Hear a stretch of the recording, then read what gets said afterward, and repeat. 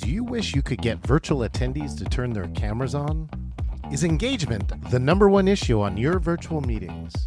Do you want your meeting to be the most engaging virtual meeting? Well, welcome to the Engaging Virtual Meetings podcast.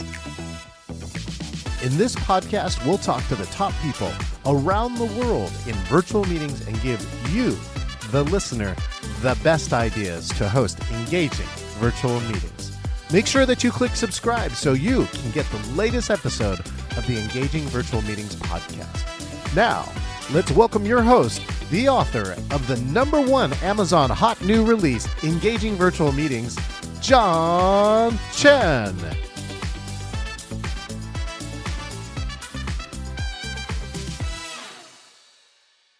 All right, welcome to the Engagement Show. This is John Chen. I'm the author of Engaging Virtual Meetings, and this is my amazing co-host, Roger. Hey, Roger. Hello. How's everyone out there in internet land? Of course, Roger is with Engagement Unlimited, hailing from the great city of Vancouver, BC. All right, so today's episode is we're going to go behind the scenes of engagement. So I'm going to share a little bit about how I designed this recent talk at for the National Association of Catering and Events, where their experience conference was in Dallas, Texas.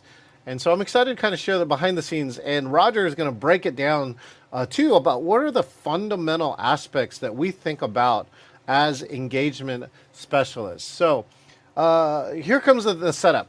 At the National Association of Catering and Events, they asked for a talk. And so I interviewed the conference organizer. Her name's Ann Harper. Great person. Thank you so much, Ann. And she said, well, okay, so, my thing's usually engaging virtual meetings. She goes, NACE is really burned out on virtual meetings, right? They are ready back for the in-person. And I'm like, oh, okay, cool. I totally get it. I understand. Especially if you're in the catering business, right? You can't really serve food unless you have people there, right? Box food never ever will hit the marks that you really want, than in-person dining. So I understood that. So I really created a talk, and the talk went around something like, let's see, like this. We called it Engaging Not Virtual Meetings, right? That was the name of the talk. Nice. So we had an Engaging Not Virtual Meetings. And so some of the key aspects come around here where, number one, I used a tool called Mentimeter. And inside of this tool, Roger, here, I'm going to show you some of the things that people wrote. So in designing this talk, number one is I wanted it to be engaging. And so number two is I looked at a tool called Mentimeter, which is, you can actually do this now too. If you're watching this, you can go to METI and menti.com or scan this QR code on the screen if it's big enough. Use the code 47464966, and you could actually add an answer here too. So people said engaging is fun or memorable or interesting or interactive, collaborative, and educational. So my first job was to engage the audience right from the get-go of saying, what is engaging? And everyone had a different answer. And I thought that was really great inside of that. The next part is that I asked, how engaging are your meetings? And look at this interesting data that we have here, Roger, is that the average is around a 4 to 5. And this is even for in-person meetings, Roger, is that the average is not 8, 9, 10. No. Well, I mean, John, we know this in the sense that whenever you ask people about meetings, almost everyone says, oh, I hate them. Like, oh my God, they interrupt my day. I spend all my time listening to other people talk about things that aren't important. We have to have all this, time wasted on small talk. So it's no surprise that when you poll people, they say that meetings aren't so effective, right? And I think that's the surprising part, though, is the in-person meetings are also being perceived as not engaging. But that relates back to the data that we saw. Like one of my good friends who wrote a very good article on Zoom fatigue early on in the pandemic says it's not a virtual problem. It is a meeting problem. Exactly. Oh, my goodness. That's so true. So true that the meeting design was broken in the beginning. And the only thing that Zoom does is just magnify how bad it is. Yeah. And I mean, and the truth is Zoom fixes some of the in-person problems because, when you're in person, you can't do other things for the most part. You're like, all you can do is daydream, right? You can't pull up your phone and do things because people are looking at you. But when you're virtual, and the meeting's crappy, there's nothing stopping you from sideways second screening, right? And so what you find is that meetings virtually can be more more effective, partially just because you give people more time to get things done. That like the meeting itself isn't more effective. It's just that they're using the time because you haven't designed the meeting to be engaging. You haven't designed the meeting to be effective. You've designed the meeting to be times. Like most meetings are based around time, John. Like we've got an hour. Yeah. We got an hour, as opposed to we have this much stuff to talk about, and that's going to take us 23 minutes. And after 23 minutes, our meeting's over. So inside of that, right, and looking at engagement, I know the things that are in my process too, Roger, is to customize. Right? Because there's nothing more engaging. Like if I'm giving the same talk, there are very few speakers. There's like one or two I know in the world who can give the same talk to multiple audiences, only have that one talk. Right? But for the rest of us, I think that customization is one of the best ways to create engagement because it says, I think you get me and you're listening to me. Yeah. And I would argue, John, that the people who do the same talk over and over again actually customize it as well. They do it on the minor little things. They go, as CEOs, and then they talk about that, so I think that those people probably do it on a very fine, nuanced level as well. Anyway, back to you, John. So the key here for this is that it's NACE. It's the National Association of Catering and Events. And so one of the other engagement strategies is storytelling. Yeah. Right? Because in storytelling, you can select a story that ideally should do something on. And my posit for this one is saying, engagement. Food is engagement. We're humans. We have to eat, right? And so we still get to have this communal experience. So I told this story, you're going to love this story, Roger, about the best spring roll I've ever eaten. Okay? Oh, yeah. So I hope you don't mind. I'll take over the screen for a little bit, but tell you this version of the story. So this is the best spring roll I've ever eaten. And for those who, I'll tell the restaurant at the end. So anyways, I went to this restaurant knowing that they're really kind of high end on this food gastronomy side, right? And so they put this on the table on course one. And it's kind of like a set of chopsticks with like a metal ring, right? And then they drape this, looks like a cloth kind of thing. And it's got flowers imprinted. And I'm like, what the heck is that? And now they don't do anything with it. Course 2, nothing. Course 3, they don't pay attention to this thing, don't do anything. But in course 4, they start to bring out something new. So the next thing they bring out is a tray or a dish. And it's a square tray or dish, right? And it has all these little, if you see on the frame over here, there's little dots or accoutrements. They're like seasonings. And then they take off the glass piece for that, and inside of the box are these two arms, right? So those are the two wood pieces, and they fit together like a puzzle. And now they took this thing that was on the table since course 1 and drape it over the 4 points. It turns out it's an edible spring roll wrapper. Whoa. Made out of rice paper, and now they put this high-end, beautiful squab inside of it, and now you can take all the accoutrements and season it the way you want it, roll up the egg roll and eat it. Okay. So like the reason this is so engaging, like you already have, like, first of all, the story, the title is amazing. The best spring roll I've ever eaten. Who's not going to pay attention to that? Right. Secondly, they made it interactive, right? They made it so, like, to me, engagement, there's a ton of different definitions for engagement. To me, I always bring it down to engagement is active participation. If you can get people to actively participate with you, whether that's just leaning in, whether it's just their eyeballs looking at you, whether it's them getting up and dancing, whatever it happens to be, if you can get people to actively participate with you, they're engaged. They're already engaged. That's what engagement is. Okay, I'm going to put up a thing here. Wait a second. So you've said a bunch of things that have already made me go, okay, I gotta say this. Okay, let me go over to here.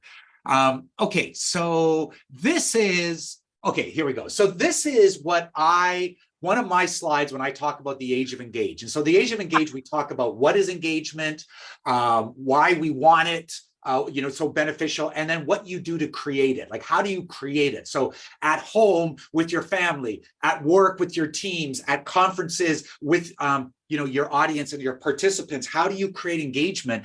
And so I call it shemps, like it's that you see at the front. It's hilarious because I just keep adding letters because it's story and collaboration, competition and humor, emotion, excitement, music, movement, play, positive, passion, surprise, ... And the most important part of that is the ...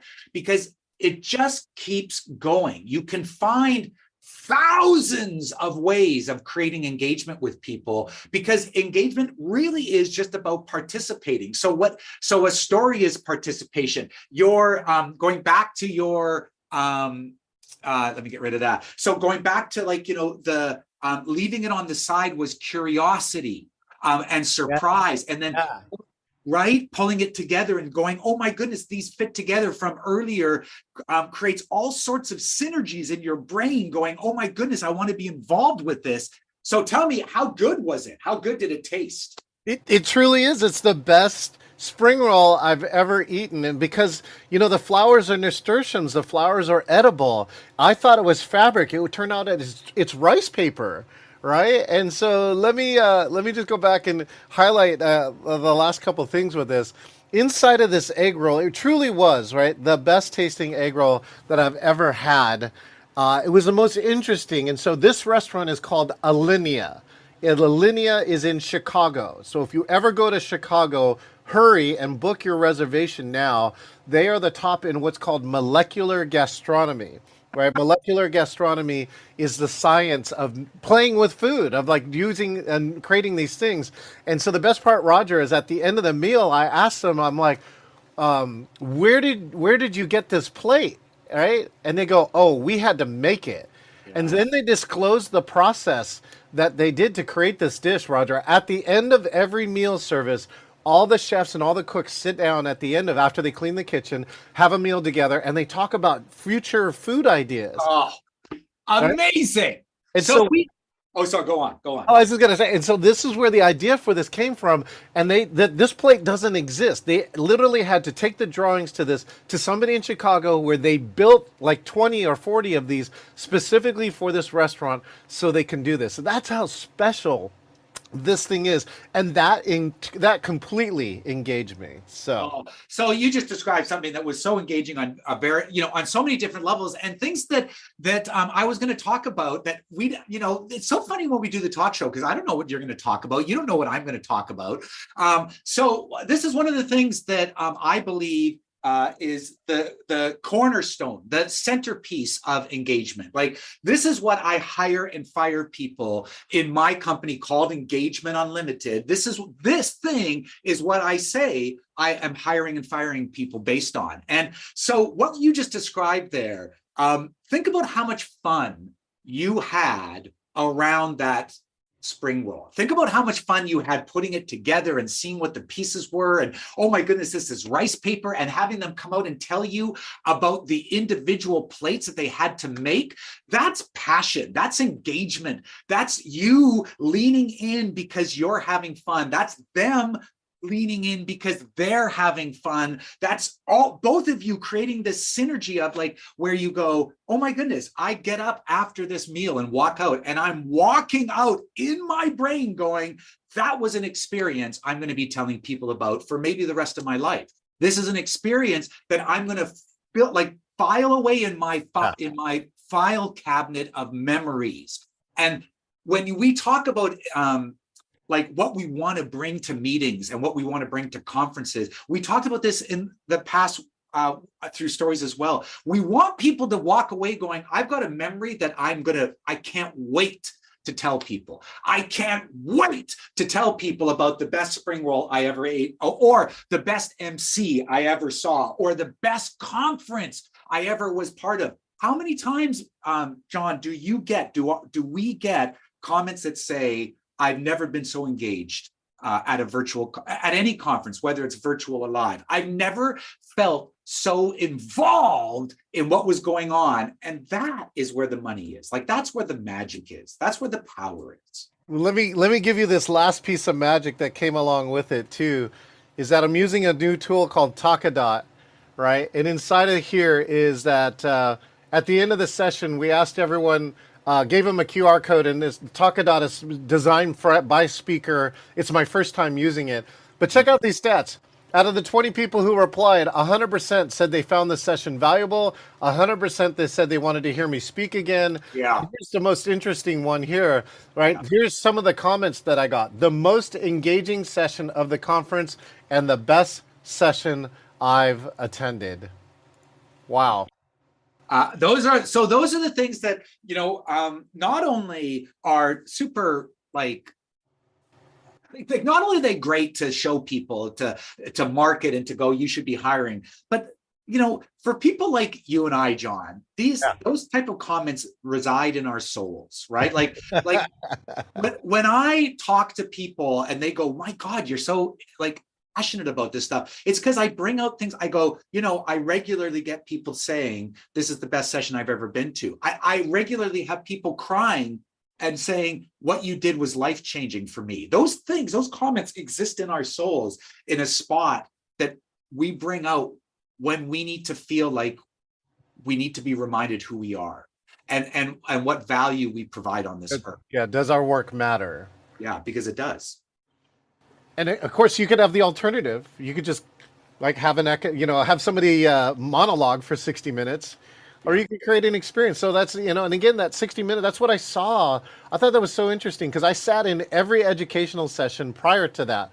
Mm-hmm. And many of them were back into this old school talk for 30, 40, 55, 60 minutes and maybe take a few Q&A at the end, as opposed to just making the whole thing a conversation. Right? Yeah. Yes, right there. Yeah. So this is one of the things when we are talking about behind the scenes, this is the first thing I wrote down.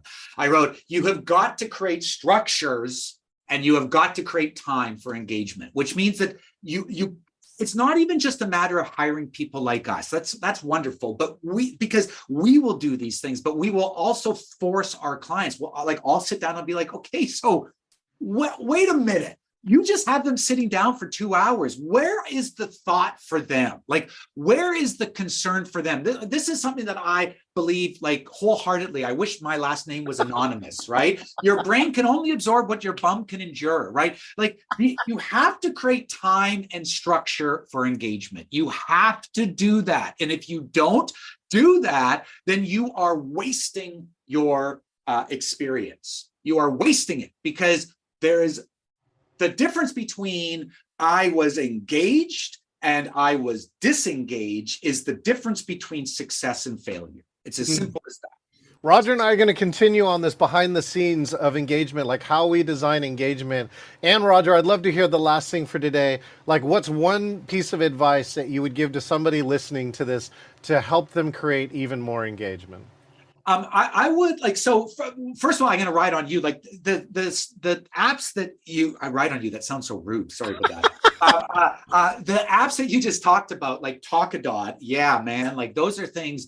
But honestly, the thing that I believe is the most important is that you need to be thinking about your internal engagement first. Like if you're going to be engaging people, if you want to be the person in front of 500 people, unifying them and engaging them, then you got to dive into yourself first. So, this is a shameless plug. Where's my book?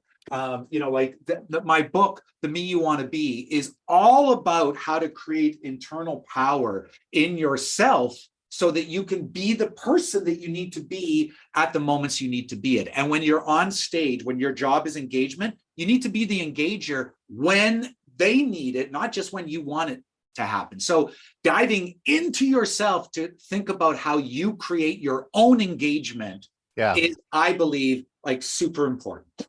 I think that authenticity trumps perfection every single time. That is the new superpower. Coming back to this in-person world, is that authenticity So I really believe that. And then my follow-up advice for you is create structure and time for engagement. I'm going to go back to the piece. I designed half of that talk. It's a 60-minute talk. 30 minutes of that meeting was specifically designed for the audience to talk, not me. Not me. So think about that when you go into your next time.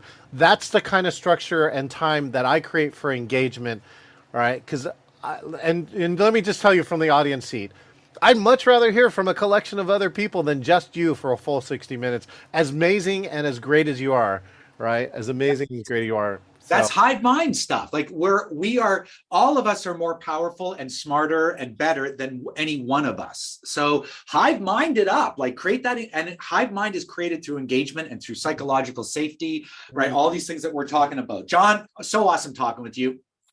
I can't wait. So come here and join us every first Wednesday of the month or around that time for the engagement show with Roger and I. And next month, we're going to break down even more about how to get behind the scenes and create engagement in your next meeting and event. Thanks, Roger. Thanks, John. Thanks so much. We'll see you next time. This is John Chen, the author of the Amazon #1 hot new release, Engaging Virtual Meetings. I personally want to say thank you for listening to the Engaging Virtual Meetings podcast. It is my passion to help you eliminate bad virtual meetings. Make sure that you click subscribe so that you can get the latest episode of the Engaging Virtual Meetings podcast with all of the latest ideas. Hey, I want to meet you. If you want to talk about a virtual meeting challenge, or if you want to be the next guest on the Engaging Virtual Meetings podcast, just go to engagingvirtualmeetings.com/meet. That's ENGAGVIRTUALMEETINGS.com/meet, MEET, and find your best time to meet up. Thank you, and I look forward to engaging with you online.